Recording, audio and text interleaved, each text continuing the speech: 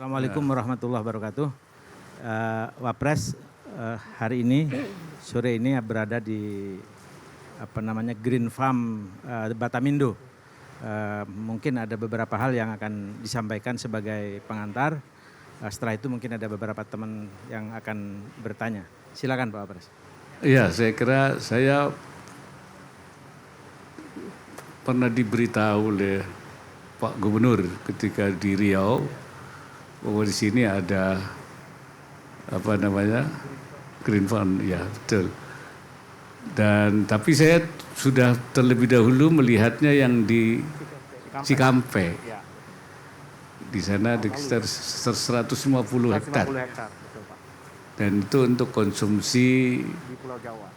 Pulau Jawa lokal, untuk lokal. Dan waktu saya ketemu Pak Gubernur di Riau bahwa di sini ada yang untuk ekspor ke Singapura. Oleh karena itu saya dalam kunjungan saya ke Kepri, sebelum saya ke Bintan, saya ingin melihat dulu di sini dan kita bangga bahwa kita Indonesia bisa mengekspor ya hasil-hasil sayuran di Batam Indofarm. Ya. Batam Indofarm ini saya ingin bahwa selain kebun inti yang dilakukan oleh perusahaan, itu juga ada kebun yang sifatnya plasma yang masyarakat, sehingga masyarakat menjadi terbantu. Dan saya teknologi seperti ini juga kita ingin kembangkan di kalangan masyarakat yang lebih luas, walaupun mereka mandiri dalam bentuk yang sedikit-sedikit, ya semacam greenhouse, apalagi sekarang ada greenhouse yang ada ikannya di bawah, aquaponik ya, greenhouse aquaponik.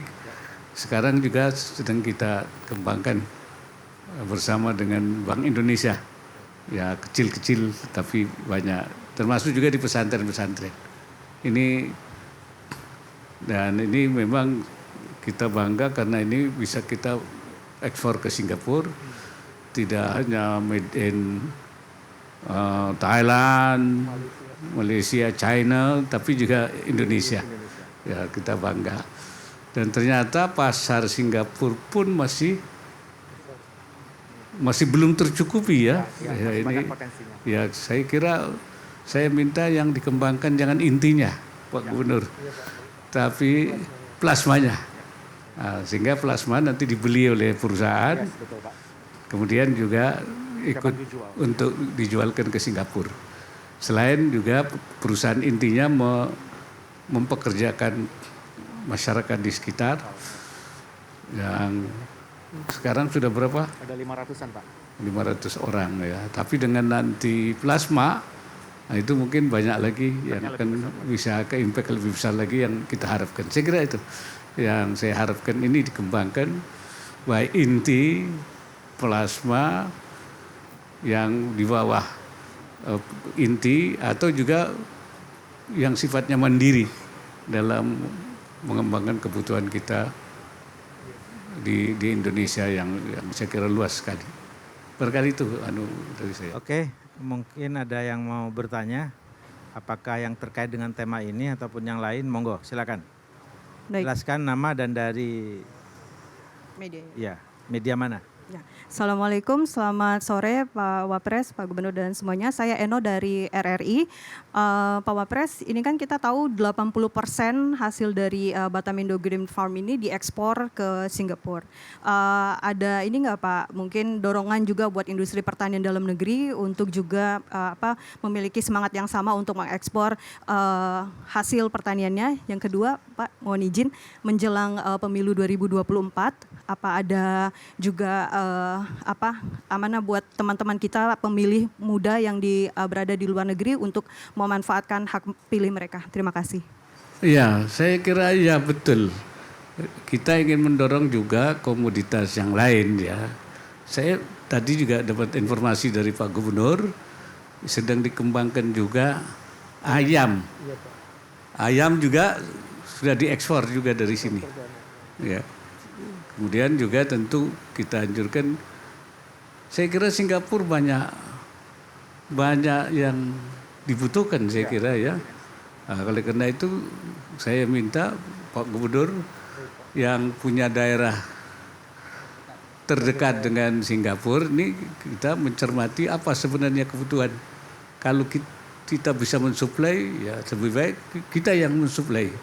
Ya jangan dari negara yang lain. Bahkan kalau Cina itu kan jauh sekali. Ya berapa hari? 2 minggu. Padahal kita hanya 1 hari, 1 malam saja nyampe. Artinya dari segi waktu, dari segi tentu transport, dari jarak, tentu lebih menguntungkan. Karena tentu kualitasnya juga harus sama. Mungkin telur juga, telur, ayamnya, telurnya, daging, dan saya kira Batam sebenarnya punya pasar yang luas ya, tetangga kita. Saya anjurkan itu.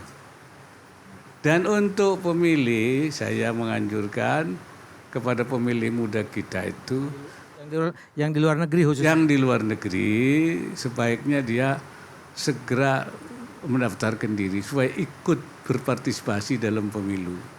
Jangan golput. Ya, jangan golput. Sebab kalau golput itu tidak ikut berpartisipasi. Soal pilihan itu mereka punya pertimbangan sendiri, punya nalar sendiri.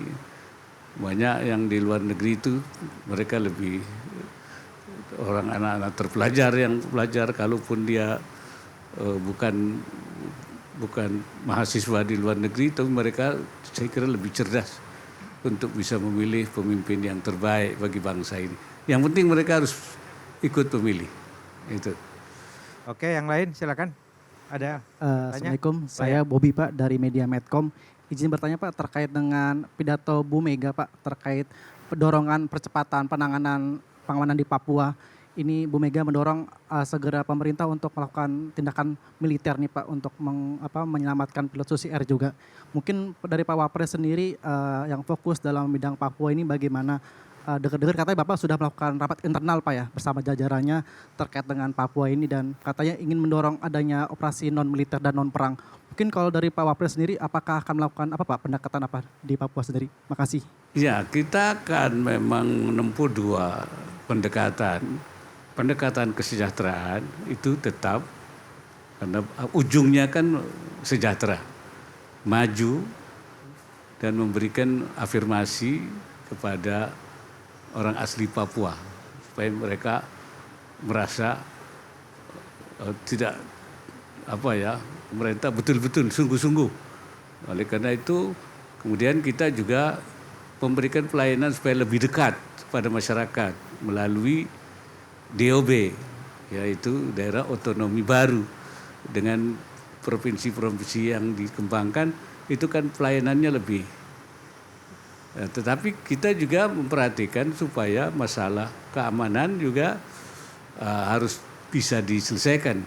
Ya, oleh karena itu kita terus melakukan evaluasi terhadap masalah keamanan di Papua. Memang yang kita tempuh pendekatan keamanan ini yang sifatnya komprehensif. Ya, artinya tidak asal kemudian menyerang, mengapa, kemudian tetapi bagaimana aman, rakyat terlindungi, tidak juga terjadi korban yang banyak. Nah, dan yang penting lagi rakyat tidak mendukung gerakan separatis itu. Dan ini terus operasi teritorial terus dilakukan. Oleh karena itu kita ingin semuanya dapat, tetapi tidak menimbulkan isu-isu yang bisa dianggap kita melanggar HAM dan sebagainya. Ini semua dipertimbangkan. Ya, tetapi terus bahwa untuk memang 6 kabupaten yang saya sebut, itu 3 kabupaten di pegunungan dan kabupaten di Papua Tengah itu yang semua dalam satu kawasan ini kita memang ingin membuat sesuatu khusus dalam masalah keamanan, ada langkah-langkah khusus. Ini yang terus kita pertimbangkan.